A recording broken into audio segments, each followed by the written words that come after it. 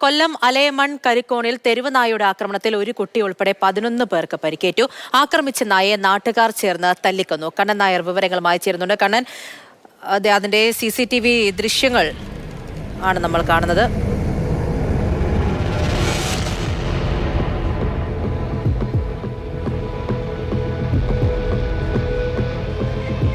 ലാബില് blood test ചെയ്യാമെന്ന ഒരു അച്ചായനെ ആദ്യം കടിക്കുകയും രണ്ടാമത് ആ പട്ടി പോയി കൂലിപ്പണി പൊക്കൊണ്ടിരിക്കുന്ന ഗോപി എന്ന് പറഞ്ഞ ആളെ കണ്ണിന്റെ ഭാഗം കടിച്ചു കളക്കുകയും അതിനുശേഷം പട്ടി ഇവിടുന്ന് പോവുകയും ചെയ്തു. അതിനുശേഷം 1 മണിക്കൂറിന് ശേഷം പട്ടി വീണ്ടും വരികയും എന്റെ ഒരു സുഹൃത്ത് ബൈജു എന്നു പേരുള്ള പുള്ളി അതിനെ ഓടിക്കാൻ ചെന്നപ്പോൾ പട്ടി ചാടി പുള്ളി തള്ളിയിടുകയും കയ്യിലും കാലിലും കടിക്കുകയും ചെയ്തു.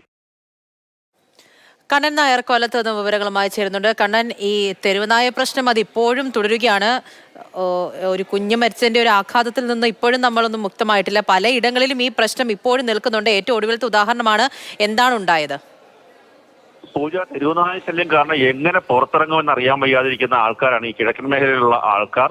കഴിഞ്ഞ ദിവസം നമ്മൾ അവിടുത്തെ ഒരു കുഞ്ഞിന്റെ ഒരു മരണം റിപ്പോർട്ട് ചെയ്തതാണ്.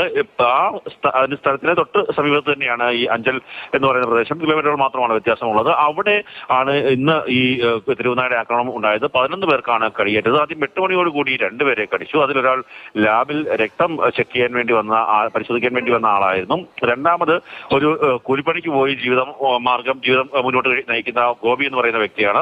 അദ്ദേഹത്തിന്റെ കണ്ണിന്റെ ഭാഗത്താണ് കടിച്ചത്. കഴുത്തിന് മുകളിലേക്കൊക്കെ തന്നെ തെരുവുനായയുടെ ആക്രമണം ഉണ്ടായിക്കഴിഞ്ഞാൽ അത് പേവിഷബാധയിലൊക്കെ പോകാനുള്ള സാധ്യത ഏറെയാണ് എന്നുള്ളത് കഴിഞ്ഞ ദിവസങ്ങളിലൊക്കെ നമുക്ക് ചർച്ചകളിലൂടെ മനസ്സിലായതാണ്. അതുപോലെ തന്നെ ബാക്കിയുള്ള ആൾക്കാർ 1 മണിക്കൂറിന് ശേഷം വീണ്ടും എത്തി ആക്രമിക്കുകയാണ്. ഇപ്പോൾ ആ CCTV ദൃശ്യങ്ങൾ നമുക്ക് കാണാൻ സാധിക്കും. ബൈജു എന്ന് പറയുന്ന വ്യക്തിയാണ്. ആ വ്യക്തി തെരുവുനായയെ അടിച്ചോടിക്കാൻ വേണ്ടി ശ്രമിക്കുന്നു. ആ സമയത്താണ് അദ്ദേഹത്തിന്റെ കൈകളിലും കാലിലുമൊക്കെ തന്നെ തെരുവുനായ കടിക്കുന്നത്. എടുത്തു പറയുന്നത് ഇവിടെ +2 സ്കൂൾ അടക്കമുള്ളവയുണ്ട്. കൊച്ചുകുട്ടികൾ അടക്കം പഠിക്കുന്ന സ്കൂളുകളുണ്ട്. ആ സ്കൂളുകളിലേക്ക് തന്നെ കുഞ്ഞുങ്ങളെ എങ്ങനെ വിടും എന്ന് പറയാൻ സാധിക്കാത്തൊരവസ്ഥയിലാണ് വീട്ടുകാരുള്ളത്. കാര്യം വരും ദിവസങ്ങളിൽ അടുത്ത ജൂൺ 1-ാം തീയതിയോടുകൂടി സ്കൂൾ തുറക്കും. അതോടുകൂടി ഈ തെരുവുനാശല്യം രൂക്ഷമാണെങ്കിൽ എങ്ങനെ കുഞ്ഞുങ്ങളെ അവിടേക്ക് വിടും എന്നുള്ള ഒരു ആശങ്കയാണ് ജനങ്ങൾ പങ്കുവെക്കുന്നത്. ശരി, കൊല്ലം അലയമൺ കരിക്കോണിലാണ് സംഭവം. ഒരു കുട്ടി ഉൾപ്പെടെ 11 പേർക്കാണ് തെരുവുനായയുടെ കടിയേറ്റത്. കണ്ണൻ നായരാണ് വിവരങ്ങൾ നൽകിയത് കൊല്ലത്ത് നിന്നും.